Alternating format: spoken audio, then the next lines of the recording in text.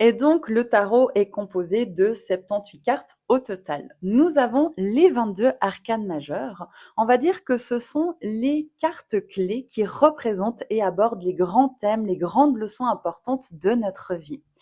Et ensuite, nous avons les 56 arcanes mineures qui, elles, vont préciser un peu plus spécifiquement nos attraits du quotidien, notre personnalité et même finalement des petits détails de notre existence. Les 56 arcanes mineures sont divisées en 4 suites: les coupes, les deniers, les épées et les bâtons. Mais sache qu'en tout cas, toutes les cartes, que ce soit mineures ou majeures, envoient un message spécifique pour nous aider finalement à mieux nous comprendre et à comprendre notre parcours et nos choix. Toutes les cartes nous permettent d'explorer les profondeurs de soi, que ce soit de comprendre les défis sur soi-même, les défis de la vie ou même de rejoindre nos propres objectifs. Les cartes montrent des archétypes, des symboles où nous allons pouvoir faire des métaphores finalement grâce à leur symbolique, grâce à leurs illustrations.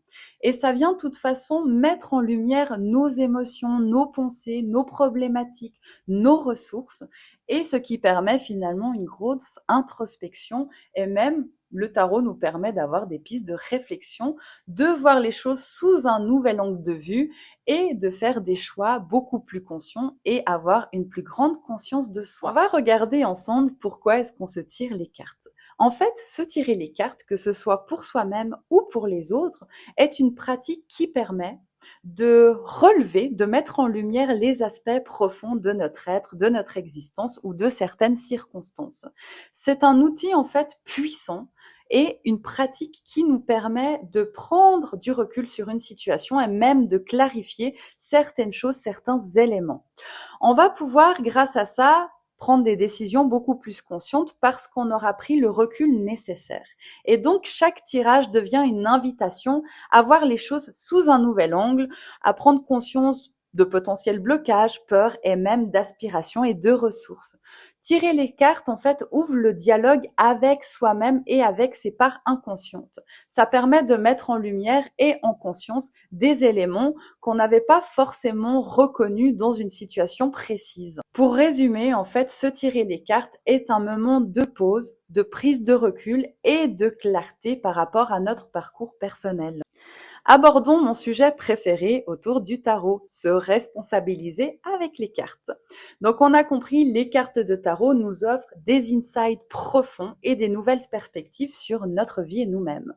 Toutefois, il est essentiel, à mon sens, de se rappeler que l'utilisation du tarot implique une grande responsabilité, que ce soit pour soi ou envers les autres.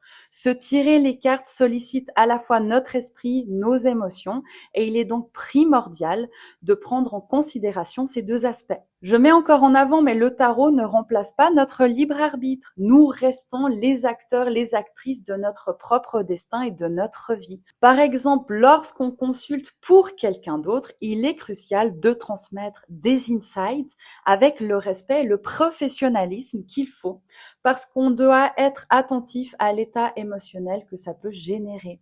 Parce que le tirage doit être vu comme un guide, jamais comme un moyen de manipuler ou de contrôler qui que ce soit. La responsabilité dans le tarot réside dans l'intégrité. Je répète, la responsabilité réside dans l'intégrité, dans l'honnêteté et dans le respect des limites de chacun, que ce soit pour soi-même ou pour les autres. Je vais quand même le partager ici, mais quand je tire les cartes pour moi, je donne autant de respect dans ma pratique que si je tirais les cartes pour quelqu'un d'autre. Donc, je t'invite fortement à respecter ta pratique envers toi-même et évidemment à respecter le libre arbitre de chacun, mais aussi le tien pour le coup.